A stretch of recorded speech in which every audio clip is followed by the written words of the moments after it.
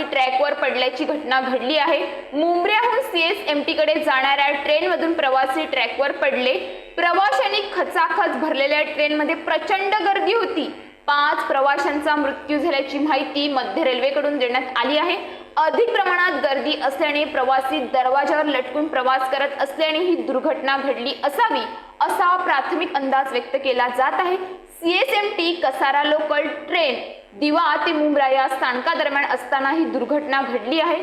CSMT Kasara local ट्रेनला सकाळच्या सुमारास प्रचंड गर्दी होती, त्यामुळे काही प्रवासी दरवाजामध्ये लटकले होते। त्यातच समोरून आलेली एक लोकल ट्रेन क्रॉस होत असताना दोन्ही ट्रेनच्या दरवाजात लटकलेल्या प्रवाशांची आपापसात धडक होऊन ही दुर्घटना झाली।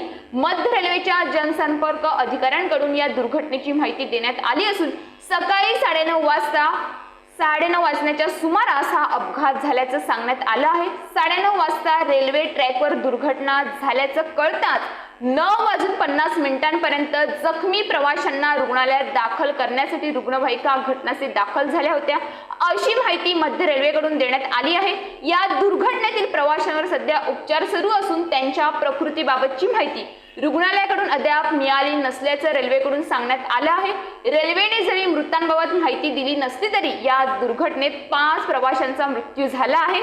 छत्रपती शिवाजी महाराज रुग्णालय कळवा येथे लोकप्रतिनिधी संजय वाघुळे, आपत्ती व्यवस्थापन अधिकारी यासिन तडवी, वैद्यकीय अधीक्षक डॉक्टर माळगावकर यांच्यासह कळवा पोलीस स्टेशनचे पोलीस निरीक्षक उपस्थित आहेत।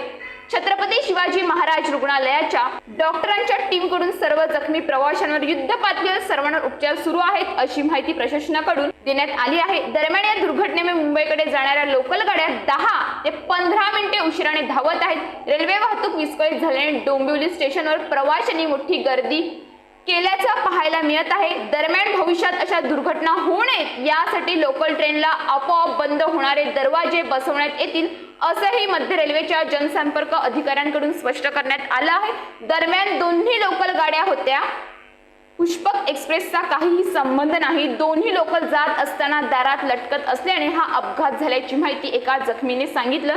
यामधील एक लोकल ट्रेन ही कसारा तर दुसरी ट्रेन सीएसएमटीच्या दिशेने जात होती। मध्य रेल्वेच्या इतिहासामध्ये 2 लोकल विरुद्ध दिशेने जात असताना अशी घटना पहिल्यांदाच घडल्याचं स्वप्नील नीला म्हणाले।